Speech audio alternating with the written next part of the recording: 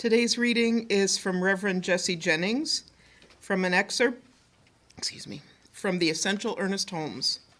He says, "In the face of multiple viewpoints, Ernest Holmes rejected all notions of duality, whether opposing good and evil forces wrestling over the world's soul or obstinate humankind and its grieving creator, or mind versus illusory matter. Everything, he said, could be reconciled unto one thing, itself, something infinite, eternal, ever fully present and creative, and utterly begging of description, so that all we have left to call it is God." And so it is. Now. Welcome to those of you who may have just arrived in the sanctuary. The theme for the month of June is empowerment. And my talk title today, don't you love that image? I love that image. Different worldviews, what to do. What to do. So as usual, I like for us all to kind of get on the same page so that we're at least, kind of starting with the same idea about what we're talking about. And so a worldview is really a network of ultimate beliefs, assumptions, values, or ideas about the universe and our place in it. It shapes how a person understands their life and their experiences of life. It also can include how a person understands the life and the experiences of other people and how that person responds to them. So in general, it's an overall view of the world. My phone just wants to talk to you. It's trying to say something. So take just a moment and think about the building of a house. Now, within that house, there are really two really essential components, the foundation and the frame. They furnish the house with its basic stability, shape, and structure. So in that same manner, our world view is our foundational assumptions and the framework of guiding principles that actually provide our thinking with its basic stability, shape, and structure.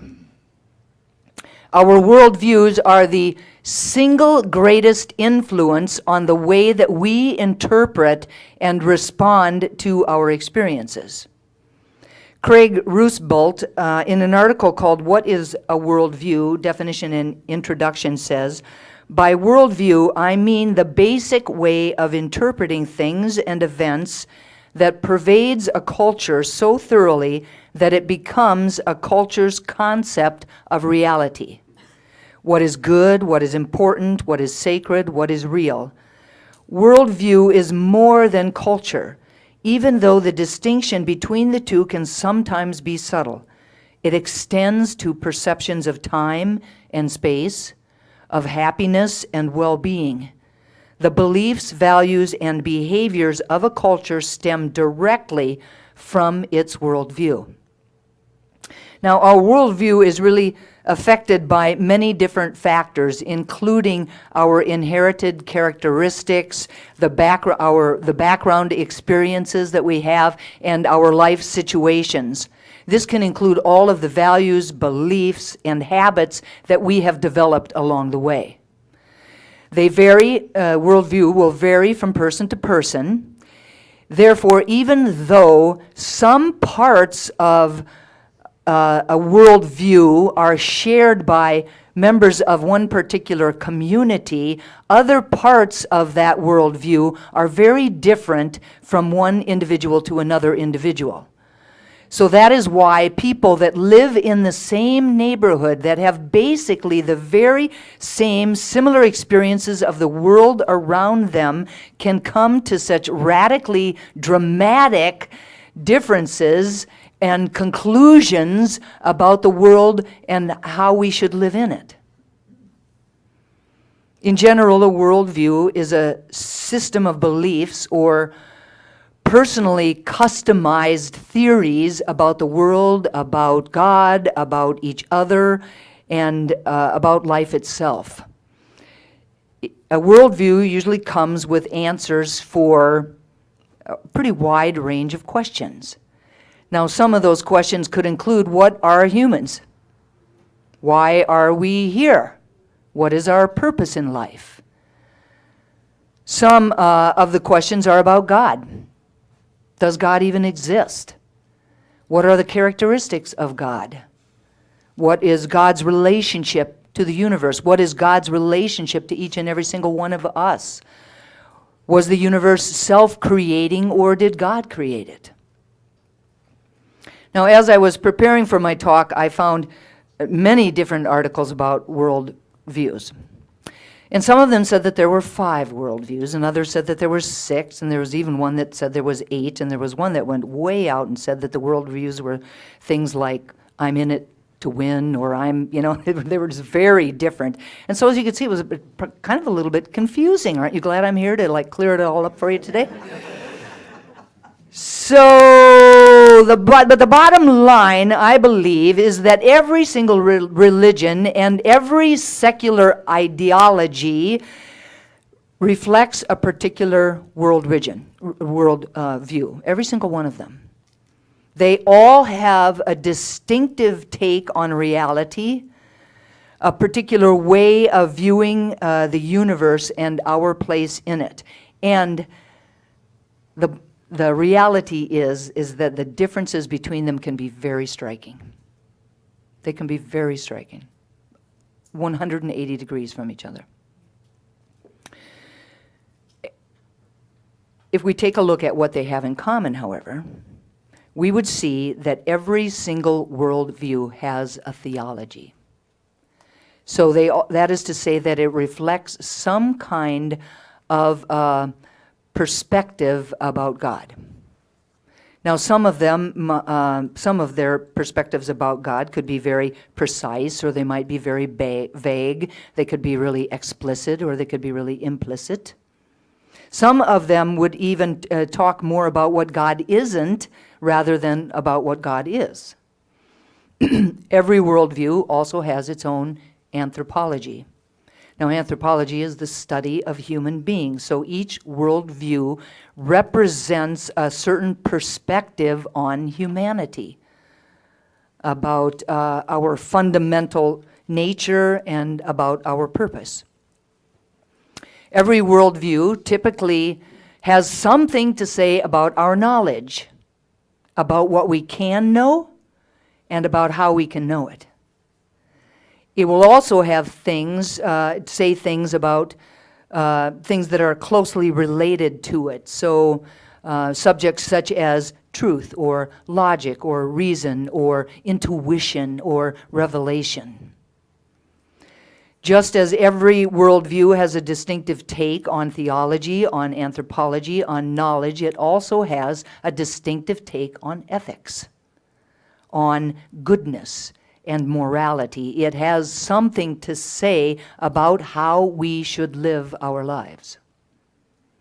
And lastly, every worldview has a salvation story to it. And what I mean by a salvation story is, what does the worldview say about the basic human problem and the solution to that problem? It's important to note that all of these 5 areas are interrelated to each other. That what a person believes in one of those areas will affect what it believes in one of the other areas. So, for example, what we believe about God has implications for our view or our beliefs about human beings. Kind of are we like a little bit more now on the same page? So we kind of understand a little bit what I'm talking about, worldviews. It could atheism, pantheism, panentheism, naturalism, they're all worldviews. But I'm actually a little bit more interested in the other half, the last half of my talk title. What to do? While everyone has a worldview, relatively few people are aware of their worldview, what it is, and fewer still have critically reflected on that worldview. When we're not aware of our worldview, when we have not taken the time to critically reflect upon it, then all of our thoughts, actions, and interpretations of the experiences of our lives reflect the unconscious beliefs and assumptions that we have that make up our worldview. So once again, we're talking about something then that's unconscious, something that's unconscious that is having its way with us, rather than we having a say in the matter. So the invitation today is for each of us to take the time to become acutely aware of our worldview, to take the time to look within and to critically reflect upon that worldview, to take the time to see if we actually still believe in that worldview that's running our lives. And then we are encouraged to not only know what our true beliefs are, but to get our actions and our thoughts and our interpretations in alignment with those beliefs. Thinking in terms of worldviews helps us to really to be able to understand why we see the world as it is. It also assists us to understand why other people see the world as they do. Once we are able to really understand what a worldview is and how it affects a person's thoughts and actions, then we are better placed to understand why they act as they do, why they tend to make the choices that they make. Now, there's a number of different ways that we can discern someone else's worldview. The first is to really pay close attention to what the person says. Now, while this is, really the most obvious and immediate way to discern their worldview, we have to be very, very careful not to jump to conclusions. So, for example, if someone tells us that he or she is Christian or Muslim or Jewish, that tells us something about what they believe, but it doesn't tell us everything that we need to know in order to discern their worldview. There is a lot of diversity among people who say that they are Christian or Muslim or Jewish. So we have to dig a little bit deeper. We could also pay attention to how that person lives their life. Everyone's behavior is driven by their deepest desires, their values, and their motivations. This is what makes up our worldview. Now, often their actions speak much louder than their words. Often their actions will tell us more about their worldview than merely their words themselves. Another indirect way to gain insight about a person's worldview is to consider which worldviews they have been exposed to and that have been impressed upon them as they have been growing up. So what was passed on to them by their parents or their families or their races or their cultures or their teachers or their mentors or the particular communities that they live in? But the most efficient and the most effective way is to sit down and have a conversation with them. To directly, in an open, considerate, compassionate, and respectful way, to ask them the questions that you want to know about. To ask them the questions and then to reverently listen. from a really open space, from a non-judgmental space to their answers. The invitation today is to really take the time to really see someone, to really know who they really are, what they think, what they believe in, what they're willing to lay down their life for. I believe that while there are many different worldviews, we are, all of us, throughout the entire world, are way more alike than we are different. Way more alike than we are different. And when we allow ourselves to get to the core of their beliefs by spending time with them, by asking them questions, when we get to the core of their beliefs, we're able to find those commonalities, and we're able to find a way to bridge the differences. And at the very least, we find a way to understand and to respect their right to have their own worldview, at the very least. Which is certainly a kinder and gentler way to live, yes? We need to be the ambassadors of God that we are, and bring forward the peace, the joy, the compassion, the love, and the kindness of God itself to everything that we do and everyone that we meet. We need to be civil and respectful and open and welcoming.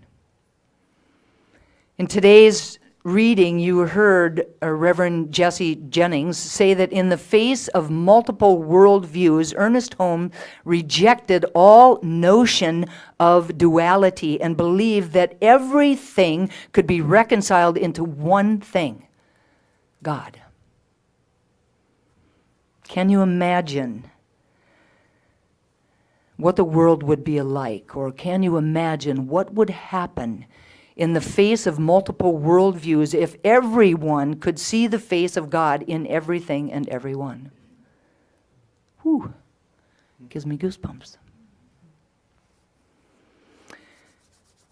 So to answer that question, I would like to introduce you to Leon Logothetis.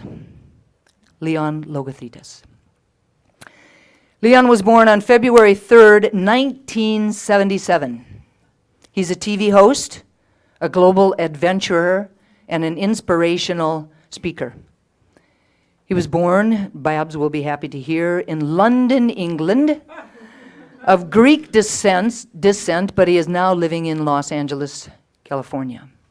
He was educated in London and graduated from Babson College in Boston, Massachusetts, with a business degree. After graduating from college, Leon became a very successful broker.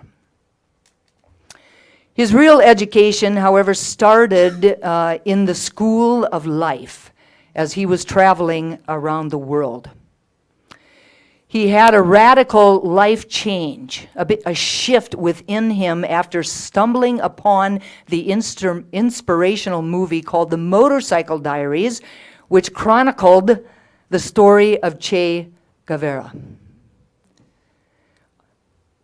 On Che Guevara's journey, he crossed South America on a motorcycle, solely relying on the kindness of strangers. And his story lit up Leon's mundane existence. At this point in time, he felt like his life had no purpose and no sense of direction, so he decided to do something about it. Tired of his disconnected life and his uninspiring job, Leon left it all behind. The job, the money, the house, and even his cell phone. The horror of it. And he hit the road with nothing but the clothes on his back and $5 in his pocket. Each day of his journey helped him to realize that the good, kind soul of humankind had not been lost. Leon's inspiration to travel the globe, to spread kindness, and to connect with people face to face rather than through social media came from an internal desire. Something had shifted within him. He said, all of my travels came from a place of pain and from a place of disconnection. That divine discontent that we talk about sometimes. He goes on to say, the way I found how to connect with people was by doing these adventure travels around the world and by receiving and giving kindness. His journey renewed his faith in the bonds that connect people all over the world. Leon's adventures have taken him all over the world, but often by very unconventional means. In one instance, he purchased a 1985 London taxi. He dubbed the taxi the Kindness Cab, and he drove it from from New York to Los Angeles. And all along the way, he did good deeds. Whenever he would see someone in need or some way that he could serve someone, through his kindness, he did so. And at the end of his journey, Leon donated what would have been the fare that he would have made, some $11,500 to charity. The Kindness Diaries is a documentary television series on Netflix. You can watch it anytime you want to. It is the story of Leon's travels. In the series, we watch as Leon travels around the world. In the first season, he goes on an adventure to circumnavigate the globe on a bright yellow motorcycle that he dubbed Kindness One. Relying solely on the kindness of strangers, he left Los Angeles with no money, no gas, and no food. But only with this internally driven mission to prove that kindness matters. In season 2, he uses a vintage Volkswagen Beetle convertible, which he calls Kindness 2. His journey in season 2 begins in Alaska and it ends in Argentina. Right? Again, he makes this journey relying solely on the kindness of strangers. And again, he accepts absolutely no money. You can't give him money. You can only give him food or shelter or gas. Throughout his travels, he simply breaks bread with people. He stays the night with people. And he talks with them. He takes the time to really see who they are, to learn about what they are doing in their lives, what they believe in. And he reverently listens to their stories. As strangers showed Leon kindness, and you'll see if you watch it, sometimes it's the poorest people that are willing to share the most, are willing to give the most. But as they showed Leon kindness, then he paid that kindness forward by assisting them to realize their dreams, assisting them to realize their desires. Now, little did they know, when he came up to them on the street or on the beach and said, "Can I stay with you tonight? Hi, my name is Leon. Can I stay with you tonight?" That their kindness would result in a life-changing gift that they would receive in return. They had no idea. In one of the episodes, he is befriended by a riverboat driver in India, and he repays him by giving him the money that he needed to send his 2 children to school. Then there was a doctor who gave free eye surgeries to poor rural communities in Vietnam. And so Leon gave back to him by paying for 100 of those surgeries. And then there was Tony. Tony was a homeless man from Pittsburgh that shared his blankets and food with Leon and then invited him to sleep with him in this dilapidated old garage that he was sleeping in. Leon gave Tony the gift of a life off of the streets. He set him up in an apartment, and he paid for his continued education. Now, over these 2 seasons, there are many different people, and there are many amazing and really wonderful different gifts that Leon gives. And as I sat, not only after having watched the second series, but as I sat in meditation around this talk title today, I became really acutely aware of all of the different cultures, the different beliefs, the different religions, the different ideologies, and the different worldviews that all of the people that he met along the way on his road throughout his traveling would have had. It's staggering to think about it. And yet he connected with them in really many wonderful and beautiful ways. That he was civil and respectful and open and welcoming and willing to simply sit with them and ask the important questions and not only listen to the words, but listen to the heart of the people that he was speaking to.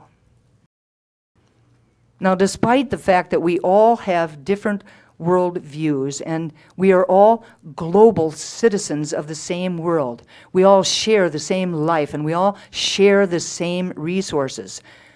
The complexities of the various different world views do not negate that truth.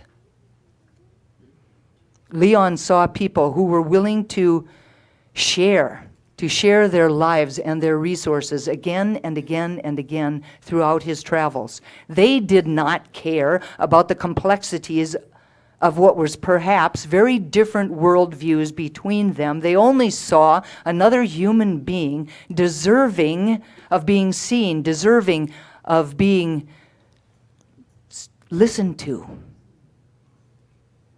deserving of civility and love and compassion and respect and a willingness to be with them.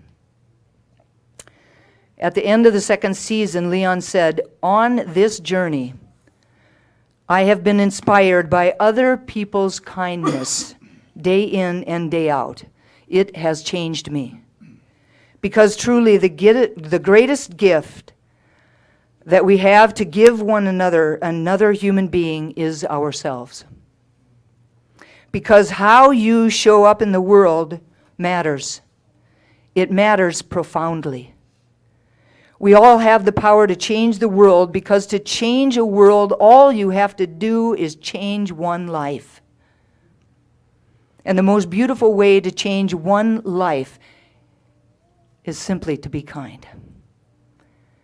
As my story comes to an end, another story, your story, might just be beginning. So the question I encourage each of us to ask ourselves is, different worldviews, what am I going to do? As always, it's our choice, and so it is.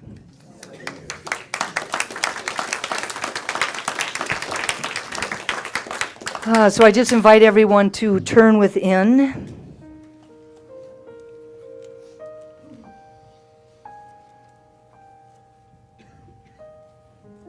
To take yet again another moment this morning to remember the power and presence of God. The presence of love, of peace, of joy, of compassion, of wisdom, of abundance. I know that I am one with that power and presence, that it is within me and surrounds me, that it created me in a moment of unconditional love out of itself. And just as I know that this is my truth, I know that it is the truth of each and every person here this morning. We are connected to each other, to God and to life in ways that can never, ever be broken. That connection is deeper than our very breath. And it is from that place of unity that I speak these words about and for each of us today. Truly knowing that there is a way that we can live our life deeply connected to everyone. That we can live our lives with our awareness expanded. Our awareness of our unity. Our awareness of the truth that we are more alike than we are different. And to know that it is very simple to really feel that connection when we take a moment to just be with another person. To share the love that we are, to share the peace that we are, to share the kindness that we are.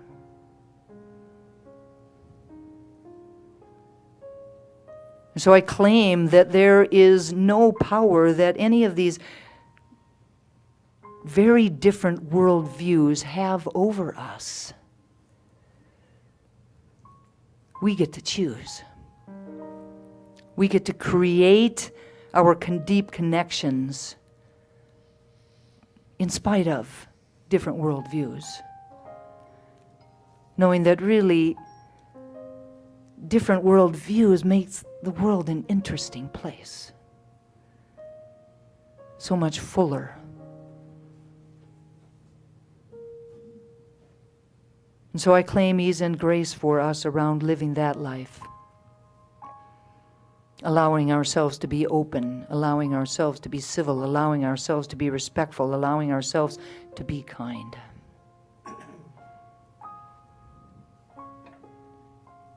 To do what we came here to do. Love one another. I'm so grateful to know this truth and to speak these words, so grateful for the power of prayer, knowing that these words are loosed into that law that only ever says yes, that my words are clothed in form even as they are spoken. And so I speak them and I release them with love and gratitude and full expectation of their manifestation, letting go and letting God be God. And I invite each of us to anchor this prayer for ourselves and for each other simply by saying, and so it is. Amen. Amen.